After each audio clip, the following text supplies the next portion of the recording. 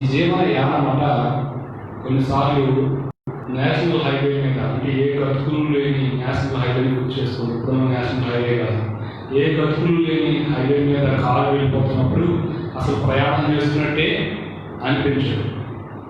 కొన్నిసార్లు అలాంటి రోడ్లోంచి మన కారు అసలు ఏమాత్రం కూడా నడవడానికి వీలు లేని గొంతు ఉన్న ప్రదేశం నుంచి రావాల్సి వస్తుంది. అప్పుడు మనం కారులో ఉన్నా కానీ పరిస్థితి ఎలా ఉంటుందండి? ఒళ్ళంతా కుదిరిపోయిపోయి చాలా భయంకరంగా బాబోయే రోడ్డు అవ్వాలి. సో జీవితం కూడా కొన్నిసార్లు సాఫీగా సాగదు, ఎన్నో రకాల ఒడిదుడుకులకు గురి అవుతూ ఉంటుంది. అలా గురి అవుతున్న రోజుల్లో, అధికంగా గురయ్యే రోజుల్లో ఉన్నాము. ఏ రోజుల్లో ఉన్నాము?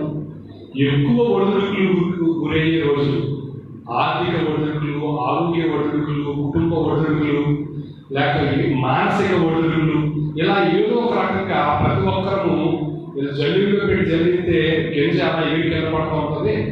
ఆ కింద పడుతున్నటువంటి అనుభవాల వచ్చి మనం ఇప్పుడు వెళ్తూ ఉన్నాం. 2025 సంవత్సరం అందరికీ ఒక జల్లులో పెట్టి జల్లించిన అనుభవాలనే ఇస్తూ ఉంది. ఇంకా ఈ సంవత్సరం నాకు బాగుందండి, ఈ సంవత్సరం నాకు ఏ ఇబ్బందులు లేదండి అనేవాళ్ళు ఎవరు ఉన్నారండి? బాబు ఇలాంటి సంవత్సరం రాకపోతుంది. సంవత్సరంలో ఏం లేదు, జరిగే సంఘటనలను బట్టి కాలాన్ని, పరిస్థితులను మనం ఆలోచన చేస్తున్నాం. కానీ మన జీవితంలో ఎదురయ్యే అనుభవాలు, మన జీవితంలో ఎదురయ్యే ఇబ్బందులు మనం ఏం చేస్తున్నాయండి? ఒడిదుడుకు గురి చేస్తాం. అయితే ఇలాంటి ఒడిదుడుకుల సమయంలో, ఇలాంటి సమస్యలు అధికమవుతున్న రోజుల్లో మన జీవన విధానంలో ప్రభు నేర్పించే పాఠాలను మనము అన్వయించుకుంటూ అనుసరిస్తూ ఉన్నప్పుడే ముందుకు వెళ్ళగలం. లేకపోతే కుంగిపోతాము, లేకపోతే దిగులు చెందుతాము, లేకపోతే అపజయం పాలవుతాము. సో ఈ రోజున ప్రభు వాళ్ళకు మనం సిద్ధపడుతున్నాం కాబట్టి యేసుక్రీస్తు ప్రభు వారి యొక్క మరణ పునరుద్ధానాలను జ్ఞాపకం చేసుకునే ఈ ప్రత్యేక కార్యక్రమంలో ఆయన మరణం ద్వారా నేర్పించిన పాఠాలను కూడా మనం జ్ఞాపకం చేసుకుందాం. ఆ పాఠాలలో ఒక పాఠాన్నైనా మన జీవితంలో పాటించడానికి ప్రయత్నం చేద్దాం. ఒకసారి యెషయా గ్రంథము 53వ అధ్యాయము, యెషయా గ్రంథము 53వ అధ్యాయము 7వ వచనం. యెషయా గ్రంథము 53వ అధ్యాయం 7వ వచనం. అతడు దౌర్జన్యం నొందెను, బాధింపబడినను అతడు నోరు తెరవలేదు, వరకు తేవడు గొర్రెపిల్లలు, బొచ్చు కత్తిరించి వానికి గొర్రెలు మౌనంగా ఉన్నట్లు అతడు నోరు తెరవలేదు. యేసుక్రీస్తు ప్రభువారు ఒక భయంకరమైన కష్ట సమయంలో, ఆయన దౌర్జన్యం పొందుతున్న సమయంలో, బాధింపబడుతున్న సమయంలో ఆయనట నోరు తెరవలేదట, మౌనంగా ఉన్నాడట. సహజంగా మనం మౌనంగా ఉండవలసి వస్తే ఏ సందర్భాల్లో మౌనంగా ఉంటామండి? మనం మౌనంగా ఉండవలసి వస్తే ఏ సందర్భాల్లో మౌనంగా ఉంటాం? ఒకటి, ఎవరైనా చనిపోయినప్పుడు మౌనం పాటించాలి అని ఒక గౌరవార్థకమైన మౌనం ఒకటి ఉంటుంది. చనిపోయిన చోట మనం మౌనంగా ఉంటాము. 2, మనం ఏదైనా తప్పు చేసాం అనుకోండి, అవతలలో ఎన్ని మాట్లాడుతున్నా కానీ ఏం చేద్దాం? మౌనంగా ఉంటాం. మనిషి మౌనంగా ఉన్నాడు అంటే అక్కడ ఖచ్చితంగా అతను ఏదో ఒక రకమైన వీక్నెస్ కలిగి ఉన్నాడని అర్థం. ఎలాంటి భావనలోనే మౌనాన్ని మనం ఎక్కువగా ప్రదర్శిస్తూ ఉంటాం. మనం మౌనంగా ఉండాలంటే మనలో ఏదైనా లోటు ఉండాలి, లేక ఏదైనా పోయి ఉండాలి. అలాంటి పరిస్థితుల్లో మనం ఉంటాం. లేకపోతే మనం ఎవడబట్టుకోలేదు. మనం ఊరుకోరా బాబాగా ఊరుకోం. ఎందుకంటే ఇక్కడ మనం ఏం తప్పు లేదు అని అనిపించిందా, ఇంకా మనం చేసే గలాట అంత ఎంత, మనం మాట్లాడే విధానం వేరేగా ఉండదు. మనదే తప్పు అనిపించిందా ఇంకిక్కడే మనకి, ఎందుకంటే బాబు మాట తప్పులో మాట్లాడదు, అది ఏమన్నా కిక్కుడు. అయితే యేసుక్రీస్తు ప్రభువాడు దౌర్జన్యం అందుతున్నాడు, బాధించబడుతున్నాడు. దౌర్జన్యం నుండి బాధించబడుతున్న సమయంలో మౌనంగా ఎలా ఉండగలిగారు? దౌర్జన్యం అనే మాటకి అర్థం ఏంటంటే, దౌర్జన్యం అంటే చేసిన తప్పుకు శిక్షించడమా కాదు. దౌర్జన్యం అంటే అన్యాయంగా, అక్రమంగా, ఏ నేరం చేయని వారి మీద రకరకాల అభాండాలు వేస్తూ, అతన్ని బాధ పెడుతూ, శిక్షిస్తూ, హింసిస్తూ ఉండడాన్ని దౌర్జన్యం అంటారు. యేసు ప్రభు వారు ఏ నేరం చేయని వాడైనప్పటికీ, ఎలాంటి పరిస్థితులు ఆయన శిక్షించబడడానికి కారణం కాకపోయినప్పటికీ ఆయన దౌర్జన్యం పొందుతున్నప్పుడు మౌనంగా ఉన్నాడు. మరి ఈరోజు సంఘానికి ప్రవహిస్తున్న పాఠం ఏంటంటే success through silence. Success through silence అంటే మౌనంగా ఉండడం ద్వారా విజయం సాధించడం. చాలా మందికి సోదరులు సోమశేఖర్ గారు పుస్తకాలు ఇచ్చారు, పుస్తకాలు కథలు కూడా ఇచ్చారు. మరి ఇంకా రాజేస్తున్నారో లేకపోతే తెచ్చుకుని రాస్తున్నారో నాకు తెలియదు, కానీ ఈ విషయాలు రాసుకోవడానికే మౌనముగా ఉండి విజయం సాధించడం ఎలా.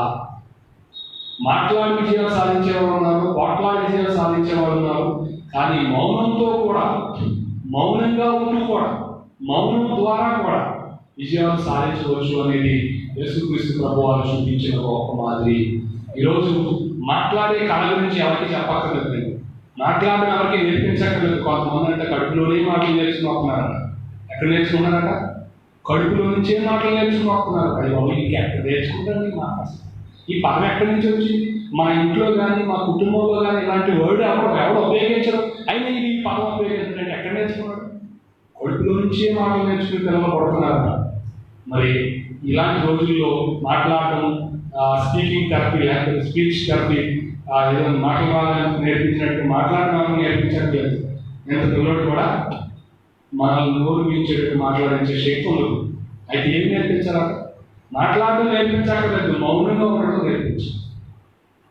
మౌనంగా ఉండడం నేర్పించగలిగితే మౌనం విజయాలు సాధిస్తుందన్న, మౌనం విజయాలు సాధించడానికి ఉపయోగపడుతుందన్న సత్యం ప్రతి ఒక్కరికి తెలుస్తుంది. సో క్రైస్తవులు మాట్లాడడం ద్వారా ఎన్ని విజయాలు సాధిస్తారో కొన్ని సందర్భాల్లో మౌనంగా ఉండడం ద్వారా కూడా అన్ని విజయాలు సాధించవచ్చు. అందుకే ఆయన శిలువ మరణ సమయంలో ఆయన మరి ఆ ట్రైల్స్ లేకపోతే తీర్పు తీర్చబడుతున్నప్పుడు మాట్లాడలేదు, మౌనంగా ఉన్నాడు. ఆయన మౌనం ద్వారా సాధించిన విజయాన్ని ఒక్కసారి పరిశీలన చేద్దాం. ఈ మధ్యన ఒక మహాత్ముని పుట్టినరోజు జరిగింది. ఎవరు మహాత్ముడు చెప్పగలరు? ఒక మహాత్ముని పుట్టినరోజు ఈ మధ్యన ఈ వారంలో జరిగింది. ఎవరు చెప్పండి గట్టిగా? మహాత్మా గాంధీ కదా.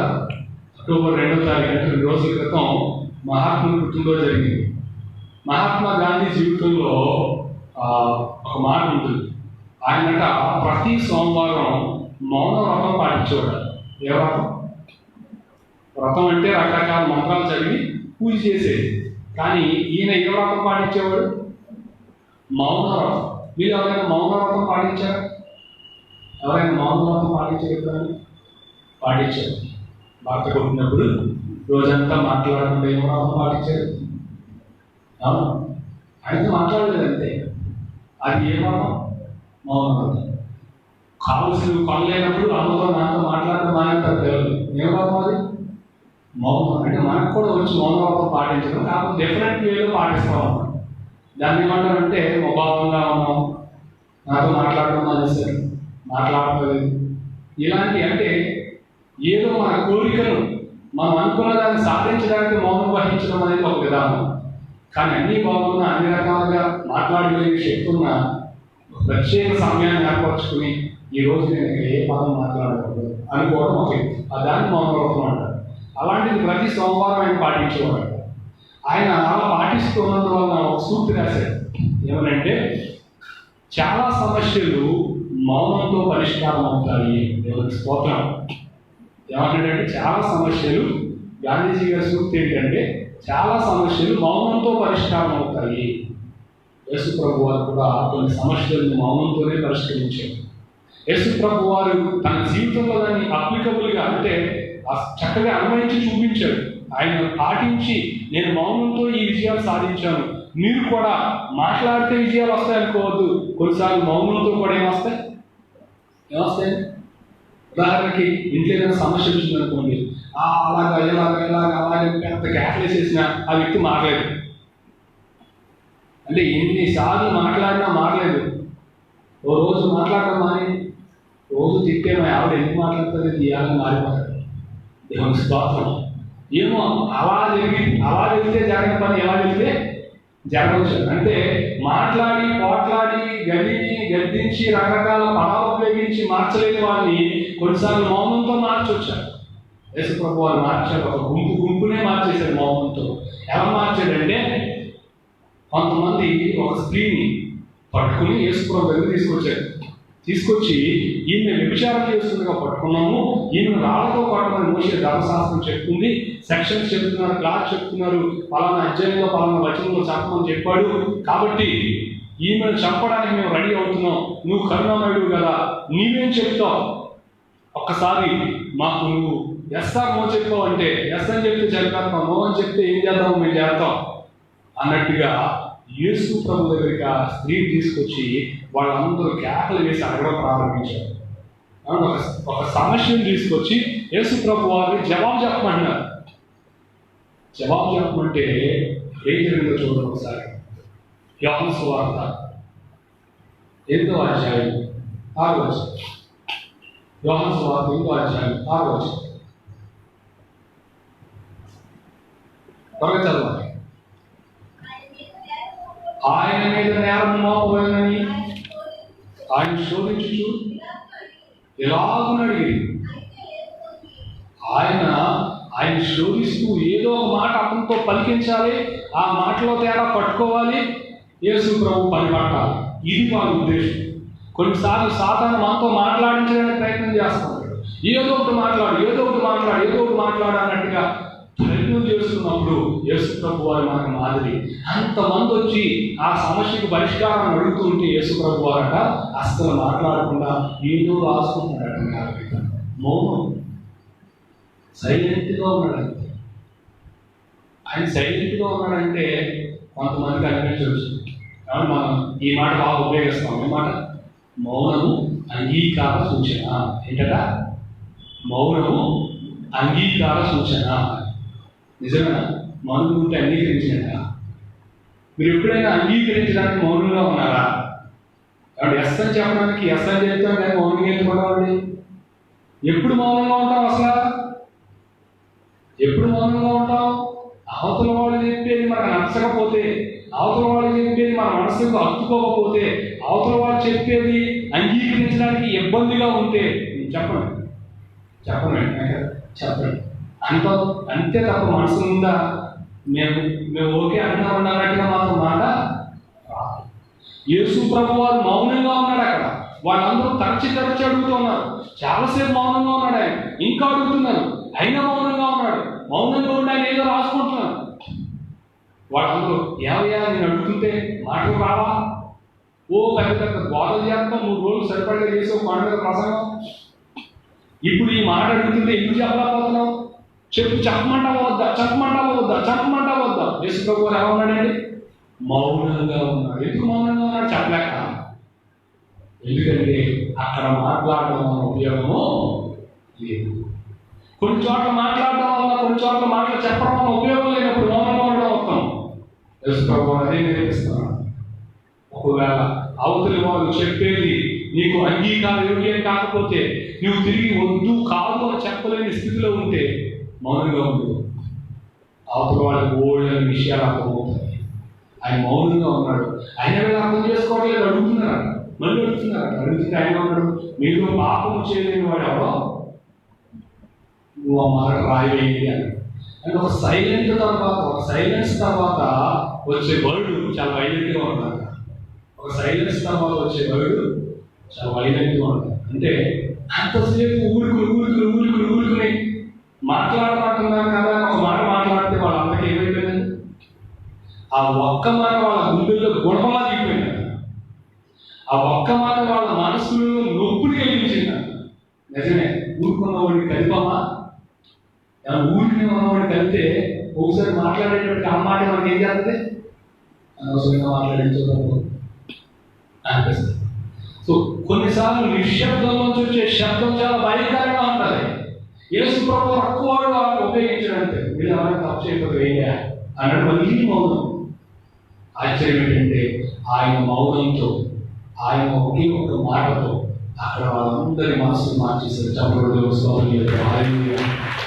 పెద్ద ప్రసంగం పని చేశాడని రాయలేక నేనైతే ఒక పెద్ద 10 రిఫరెన్స్ రాసుకుని, 10 కథలు రాసుకుని, 10 రకాల ఆలోచనలు చేసి అసలు అని ఒక గంట రసనం చేసి ఇప్పుడు చెప్పండి అయ్యా కొడతారా ముందు నేను కూడా తినను.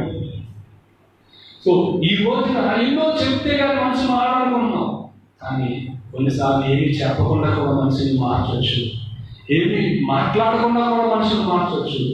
అలాంటి విజయాలు చాలా సాధించి కూడా ఉండవచ్చు. అవును, సాధించారు లేదా? ఎక్కువగా సహోదరులు సాధిస్తారు. అలాగే మాట్లాడకుండా, మాట్లాడితే కార్యాలు జరగలేనప్పుడు కొంతమంది ఏం చేస్తారు? మాట్లాడటం మానేస్తే. సో సైలెంట్ వాళ్ళంట సైలెన్స్గా ఉండడం వల్ల కొన్ని ఉపయోగాలు ఉన్నాయి, వాటిని ఒకటొకటిగా చూడాలి. సో యేసు ప్రభు వారు ఇక్కడ సైలెంట్గా ఉండి వాళ్ళందరి హృదయాలను మార్చారు. కొన్నిసార్లు మనం సైలెన్స్గా ఉండడం వలన గొప్ప అనర్థాలు జరగకుండా ఆగిపోతాయి, గొప్ప కీడు రాకుండా ఆగిపోతుంది. అంతేకాదు యేసు ప్రభు వారు చూపించిన మరొక మార్గం మనం చూస్తే మత్తయి సువార్త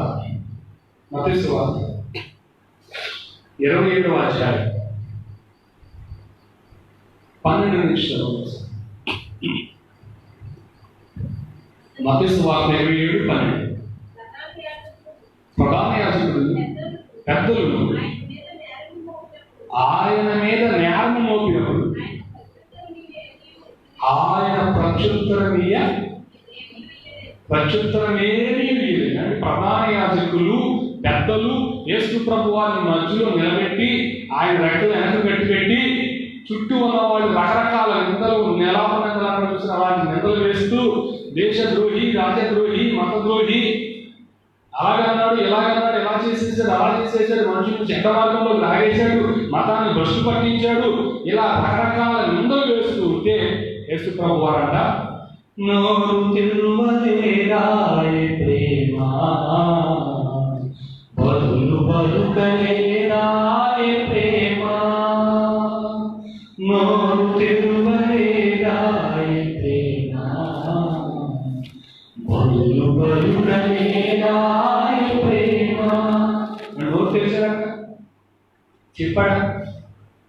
ప్రధాన యాజకులకు కానీ పెద్దలకు కానీ జవాబు చెప్పాడు. అనేమి ప్రత్యుత్తరం ఇవ్వలేదు కదా. చదివండి అమ్మ, చదివండి. నీ మీద మీరెన్ని నేరములు మోపుచున్నారో నీవు వినలేదా? ఆయనను అని ఆయన చూడండి, వాళ్ళు మాట్లాడే మాటలు అంట పిలాతుకే చిరాకు వచ్చిందంట, పిలాతుకే ఇసుకు వచ్చిందంట. అన్ని చేస్తున్నాడా? అన్ని చెప్తున్నారేంటి? అన్ని చేసేస్తున్నాడా?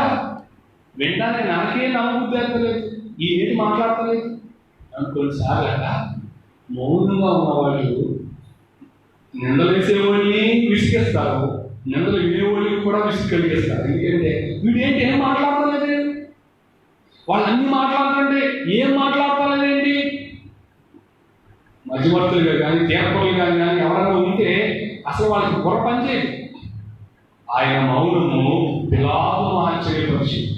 ఎందుకంటే ఇలాంటి సిచ్యువేషన్లో నిజంగా తప్పు చేసినప్పుడు కూడా ఓరు మూసుకున్నాడు. ఈ రోజుల్లో తప్పు చేసి తిరగబడే వాళ్ళు ఉన్నారు, కానీ ఏ తప్పు చేయకుండా నిందలు వేస్తూ ఉంటే మౌనంగా ఉండేవాళ్ళు ఎవరు ఉన్నారు? ఒకవేళ అంత మౌనంగా ఉన్నా ఏదో ఒక సమయంలో మనసులో కాస్త పౌరుషం వచ్చి మాట్లాడతారు కదా. అవును, మనం మామూలుగా ఉంటాం, ఎవరైనా మనం ఏమన్నా అంటుంటే పట్టించుకోలేదు అనుకోండి, వారు తిరగబడి ఏదో అనేదాకా మనం కొడుకునే ఉంటాం. ఇన్ని మాట్లాడుతున్నా అస్సలు సీము నెద్దు లేదే అన్నారనుకోండి, వెంటనే అవతలడికి యోచనగా అప్పుడు దాకా ఊరుకున్న ఆ మాట కన్నా తిరగబడదు. కొంతమంది చూడు ఎలా కొడుతున్నాడు మింగులేగా, ఒక్క మాట కూడా మాట్లాడతలేదు అనగానే ఏమో ఏంటి ఏమనుకున్నావు, ఏదో మాట్లాడుతున్నా కదా నోడు తిరగబడిపోతుంది. సో ఏదో రకంగా లోకం నీతో మాట్లాడించాలి, నీ మాటల్లో తప్పు పట్టుకోవాలి, నిన్ను తప్పుడు మనిషిగా మార్చాలని చూస్తున్నప్పుడు యేసు ప్రభు వారి నీకు మారింది. ఆయన నోరు తెరవలేదంట. ఏ తప్పు లేని ఆయన వారించడానికి, వాళ్ళను ఒప్పించడానికి ఆయన దగ్గర సమర్థత ఉంది. అండ్ యేసు ప్రభు వారు మాట్లాడితే అద్భుతం జరిగింది. యేసు ప్రభు వారు మాట్లాడితే ఏం జరిగింది? అద్భుతాలు జరిగింది. యేసు ప్రభు వారు మాట్లాడితే మనస్సులు మార్చబడ్డాయి. యేసు ప్రభు వారు మాట్లాడితే అనేక మంది ఆయన వెంబడించారు. అలాంటి మాటగారి అయిన యేసు ప్రభు వారు మౌనంగా ఎన్నుకున్నాడు. ఒకసారి మరలా 7వ వచనం 53:7 చదవండి ఒకసారి. 53:7 చదవండి ఒకసారి. దౌర్జన్యమునందును అతడు దౌర్జన్యమునందును బాధింపబడినను నోరు తెరవలేదు. వదకు తేబడిన గొర్రె పిల్ల వలెను బొచ్చు కత్తిరించు వాని ఎదుట గొర్రెయు మౌనముగా ఉన్నట్లు ఒక ఎగ్జాంపుల్ చూపించాడండి. ఆయన ఎంత మౌనంగా ఉన్నాడంటే వదకు తేబడే గొర్రె పిల్ల మౌనంగా ఉంది. వదకు తేబడే గొర్రె పిల్ల మౌనంగా ఉండడానికి కారణం ఏంటి చెప్పండి? వదకు తేబడే గొర్రె పిల్ల బాబోయ్ నా చంపొద్దు, బాబోయ్ నా చంపొద్దు అనడానికి అనకుండా మౌనంగా ఎందుకు వస్తుందంటే ఆ గొర్రెకి ఏం తెలియదు తను చంపడానికి తీసుకెళ్తున్నారు అన్న సంగతి తెలియదు. బొచ్చు కత్తిరించి వాళ్ళ మౌనంగా ఉన్న గొర్రె ఎందుకు మౌనంగా ఉంది? తనకు ప్రాణహాని లేదు, కేవలం బొచ్చు మాత్రమే కట్టేస్తారు. అయితే యేసు ప్రభు వారికి స్పష్టంగా తెలుసు, అన్యాయంగా తీర్పు తీరుస్తారు, అన్యాయంగా శిక్షిస్తారు, అన్యాయంగా చంపేస్తారని తెలుసు. మరి ఆ పోలికను ఎందుకు చూపించాడు? చాలా మంది వచనాన్ని చదివినప్పుడు అనుకుంటారు యేసు ప్రభు వారి పాపం నోరు తెలియదమ్మా, చాలా దీనుడిగా, చాలా నిస్సహాయుడిగా, ఒంటరి వాడు అయిపోయి ఎంతో ఏ ఆసరా లేని వాడిగా మారిపోయాడమ్మా, ఆయన దీనుడైపోయాడమ్మా అని గమనించండి. యేసు ప్రభు వారు అక్కడ దీనుడిగాను హీనుడిగాను మౌనంగా లేదు. మనం ఆయనలో ఉన్న శక్తిని ఎప్పుడు తక్కువ అనుకోవద్దు. ఆయన శక్తిమంతుడే, ఆయన బలవంతుడే. పేతురు వెళ్ళి ఆ పక్కన ఉన్న రాను వారి ఆయన సైనికుడు చెవి నరికినప్పుడు యేసు ప్రభు నాకు అద్భుతమైన మాట్లాడాడు. ఏమన్నా తెలుసా? పేతురు, నువ్వు పేతురు, నువ్వేం కంగారు పడుతున్నావు? ఇలాంటిది ఏదైనా చేయాలనుకుంటే నేను ఒక్క మాట అంటే చాలు 12,000 వ్యూహముల కంటే అధికమైన పరలోక సైన్యం వచ్చి నా తరఫున పోరాడతారు. నేను ఒక్క మాట అంటే పరలోక సైన్యమే దిగి వచ్చి నా నిమిత్తం పోరాడుతుంది. నువ్వేంటి చిన్న కత్తెట్టు నేను దెబ్బలాడుతున్నా? ఇది మన పని కాదు. యేసు వారు శక్తిహీనుడిగా అక్కడ నిలబడలేదు. ఏ సహాయము దొరకని స్థితిలో అక్కడ నిలబడలేదు. కొంతమంది అనుకుంటారు మౌనంగా ఉంటే చేద్దాం, కొంతమంది అనుకుంటారు మౌనంగా ఉంటే ఏమి చేయలేడు. అందుకే మనకు కొన్నిసార్లు రెచ్చిపోతుంటాం. అంటే మౌనంగా ఉంటే చేద్దాం అనుకుంటారు. మౌనంగా ఉంటే మనం మరీ ఆరాధించేస్తారండి. ఎవరు ఆడించారు? నీ మౌనము నీ మాట కన్నా గొప్ప ఆయుధం. హల్లెలూయా. సో యేసు ప్రభు వారు మాట్లాడితే వచ్చే సహాయం కన్నా ఇప్పుడు మౌనం ద్వారా చేసే గొప్ప కార్యాన్ని ఆయన మనసులో పెట్టుకున్నారు. ఎందుకు మౌనంగా ఉన్నాడు చెప్పగలరు? యేసు ప్రభు వారు ఎందుకు మౌనంగా ఉన్నాడు? నిస్సహాయుడిగా ఉన్నాడా, నిశ్శబ్దంగా ఉన్నాడా? అక్కడ చెప్పండి. నిస్సహాయుడిగా ఉన్నాడా, నిశ్శబ్దంగా ఉన్నాడా? నిశ్శబ్దంగా అంటే మాట్లాడలేదు. ఎందుకు మాట్లాడలేదు? ఎవరైనా మిమ్మల్ని ఈ ప్రశ్న వేస్తే, ఎవయా యేసు ప్రభు వారు అద్భుతమైన బోధకుడు, is a great teacher in the world అంటున్నాం కదా, అది అంత భయంకరంగా వాళ్ళందరూ నానా రకాలు మాట్లాడుతున్నప్పుడు ఆయన వదిలిస్తున్నాడే. పిలాతు కూడా ఆయన విడిపించడానికి ప్రయత్నం చేయడానికి కదా. పిలాతు కూడా యేసు ప్రభు వారు ఒక్క పాయింట్ ఇస్తే, ఒక్క వర్డ్, ఒక మాట తనకు అనుకూలంగా మాట చెప్తే ఆ మాటను పట్టుకుని యేసు ప్రభుని విడిపించేద్దామని అనుకున్నాడు కదా. మరి ఎందుకు యేసు ప్రభు మాట్లాడలేదు? బహుశా ఏదో తప్పు చేసుకుంటాడే అన్నటువంటి మనం ఒప్పుకున్నామా? చెప్పండి. ఎందుకు యేసు ప్రభు వారు శిక్షను భరించడానికి ఇష్టపడతారు? మిమ్మల్ని అడిగితే మీరు జవాబు చెప్పకపోతే ఈరోజు ఉంటే రాసేసాము. ఎందుకంటే అది తీసుకోవాలంటే ఎందుకు మౌనంగా ఉన్నాడో మనకు తెలుసు ఉండాలి. ఎందుకు మౌనంగా ఉన్నాడు అని కాదు. మీకు వివరిస్తున్నాను. ఈ మాట చెప్పుకుని తెలుసుకో. యేసు ప్రభు వారు ఎందుకు మౌనంగా ఉన్నారు అంటే ఒక ఉదాహరణ చెప్తాను. నేను 1000 రూపాయలు బాకీ పడి బంధించబడ్డాను అనుకో. అంటే నేను 1000 రూపాయలు కట్టలేక నన్ను జైల్లో పెట్టారు. ఇప్పుడు ఏ జాన్సన్ గారు లాంటి వాళ్ళు తెలుసుకుని, అయ్యో పాస్టర్ గారు 1000 రూపాయలు కట్టలేక జైల్లో వెళ్ళిపోతారట, నేనున్నా ఆయనకి అని జాన్సన్ గారు గబగబా అక్కడికి వచ్చి, ఏమైందంటే నేను 1000 రూపాయలు బాకీ పడ్డానండి, కట్టకపోతే జైల్లో వేసుకొచ్చాను, సంతకం పెట్టానండి, ఇప్పుడు కట్టలేకపోయింది కాబట్టి రూల్ ప్రకారం వాళ్ళేం తప్పు లేదు, తప్పు నాదే కాబట్టి నేను వెళ్ళాలన్నాను. సరే మీకు ఎందుకండి, ఏం భయపడకండి, మీ బదులుగా 1000 రూపాయలు నేను కడతాను అన్నాడు. ఏమన్నాడు? మీ బదులుగా 1000 రూపాయలు నేను కడతానని చెప్పాను. ఇప్పుడు ఆయన 1000 రూపాయలు పట్టిన అక్కడికి ఏం చేయాలి? మౌనంగా కట్టాలా లేక అక్కడికి వెళ్ళి వాదించడం మొదలు పెట్టాలా? మౌనంగా కట్టాలా? అక్కడికి వెళ్ళి, అంటే మా పాత్ర గారిని మీరు అమాయకుడు చేసేసి మీరు 1000 రూపాయలు కట్టకపోతే వెళ్ళి ఆడుతున్నారు కదా, ఇలాగే హెత్తర చూస్తాం, ఇంటికి హెత్తర చూస్తాం, 1000 రూపాయలు కట్టాలి, 500 కడతాం, ఇలా దెబ్బలాటం మొదలెట్టారనుకోండి, ఆ ప్రామిసరీ నోటి మీద ఇంకో 0 పడుతుంది. ఎంత? ఇంకో 0 పెడితే ఏమవుతుంది? ఇప్పుడు 1000 రూపాయలు కట్టడానికి వచ్చిన 1000 రూపాయలు కూడా సరిపోవు. అప్పుడు ఏం చేయాలైనా? నన్ను విడిపించాలనుకుంటే మౌనంగా వచ్చి నాకు కట్టవలసింది కట్టి వెళ్ళిపోవాలంతే. అంతేగాని నా కోసం ఏదో మ్యాజిక్ చేస్తాం, లాజిక్గా మాట్లాడి నువ్వు వెళ్ళిపోతావు, డబ్బులు కట్టక్కర్లేదు అన్నాడు అనుకోండి, ఏమవుతుంది? ఇంకో 0 పడుతుంది. జాన్సన్ గారు కూడా ఊళ్ళో నాలెడ్జ్ లేదు, ఎందుకంటే కన్నబాబు గారు వచ్చారు. కన్నబాబు గారు వచ్చి నేను మాట్లాడుతుంది అంటే ఆయన వచ్చి ఆయన ఏదో ఏడు ఈయన వస్తే ఇంకో 0 వేసారంట, అయ్యం పోలేదు మీకు అలాగే ఎలాగని ఇంకో 0. అప్పుడు ఎంత అవుతుంది? ఇంకో 0 లేకపోతే ఎంత మీకు? 0 మీ 0 కాదు, 1000 పక్కన 0 అయితే ఎంత అయింది? 10,000 అయింది. ఇప్పుడు కన్నబాబు గారు వచ్చి రక్షించడానికి బదులు ఎక్కువ 0 వేయించారంట, అప్పుడు ఎంత అయింది? ఇంకెవరన్నా వెళ్తారా? బాబు ఎవరు రాకండి బాబు అని చెప్తున్నాను. ఆయన సందర్శిస్తున్నారు, మీరు నాకేమన్నా రాబోతుంది వస్తున్నారు, కానీ మీరు ఎవరు రాకండి, 0 వెళ్ళిపోతున్నాయి కదా. సో మనిషి తన స్థితి నుండి తను బయటకు రాక, తన పాపం నుండి తను విడిపోవడలేక, ఒకరిని ఒకరు రక్షించుకోలేని స్థితిలో మనం చేసిన పాపపు అప్పులు రుణమును ఆయన తీర్చడానికి వచ్చాడు. కాబట్టి నోరు తెలువదే రాయే ప్రేమ, బదులు బదులే రాయే ప్రేమ, నోరు తెలువదే రాయే ప్రేమ, బదులు బదులు రాయే ప్రేమ. ఎవరి కోసమో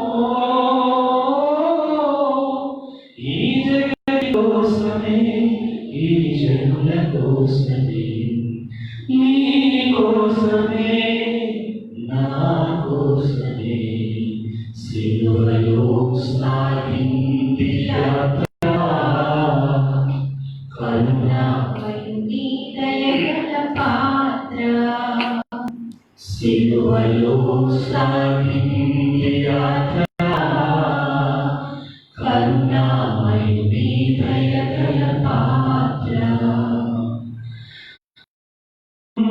తన్నెంది ఒకడు ఆయనుగా నిలిచిన వింది మరొకడు, బంతులాడినారు బాధలను పెట్టినారు, బంతులాడినారు బాధలను పెట్టినారు, నోరు తెలువదే రాయే ప్రేమ,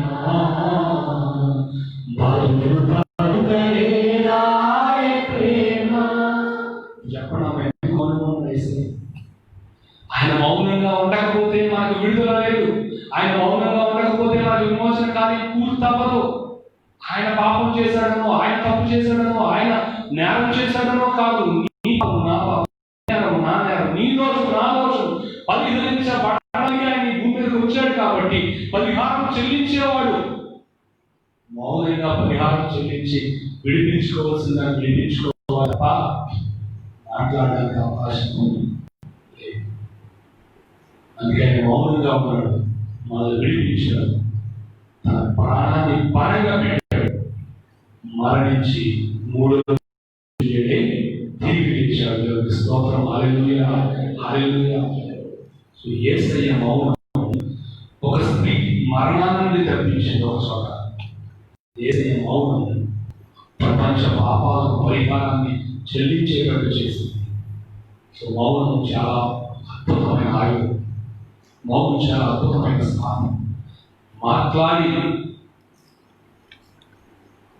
నగ్గులేని అనేక యుద్ధాల్లో మౌనంతో విజయం సాధించవచ్చు. కనుక మౌనంగా ఉండడం నేర్చుకోండి. అలా నేర్చుకోలేదు మౌనంగా ఉండడం. మొదటి వచనం చూసి నేర్చుకోండి. 62వ కీర్తన మొదటి వచనం. 62వ కీర్తన మొదటి వచనం. నా ప్రాణము దేవుని నమ్ముకు మౌనముగా ఉన్నది. ఎలా ఉన్నది? మౌనముగా ఉన్నది. ఇక్కడ మౌనముగా ఉండడం అంటే మనసు నిశ్చలంగా ఉండడం. మౌనముగా ఉండడం అంటే ఆందోళన అధిగమించే స్థితి కలిగి ఉండడం.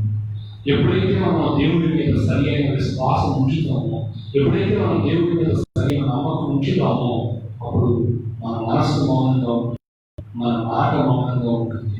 అవసరమైన చోట మాట బయటకు వస్తుంది. లేదంటే డబ్బాలాగా ప్రమాదంలో ఎదురు మాట్లాడాలి. మన మాటలు మనకే తక్కువ ప్రకటిస్తాయి, వినేవాళ్ళకి తక్కువ ప్రకటిస్తాయి. కనుక నోటిని జాగ్రత్తగా ఉపయోగించండి. అవసరమైన చోట మాత్రమే తెరవండి. అనవసరంగా నోటిని తెరవకండి. ఎప్పటికే పైన వేసేసాడు ముసుగు దేవుడు. ఇప్పుడు ఇంకా మనం సరిగ్గా మాట్లాడడం చేత కాకపోతే మొత్తం లోపడేసింది. జాగ్రత్త. మౌనంగా ఉంటే ఉత్తమం, మౌనంగా ఉంటే ఆశీర్వాదం, మౌనంగా ఉంటే విజయాలు. మాట్లాడి పాపం చేసే కన్నా మౌనంగా ఉండి పరిశుద్ధులు అవడం మంచిది. ఆ విషయాన్ని దావీదు గారు 39వ కీర్తన 1-2 వచనాలు చెప్పాడు. క్షేమ సంగతుల గురించి కూడా నేను మాట్లాడాలి.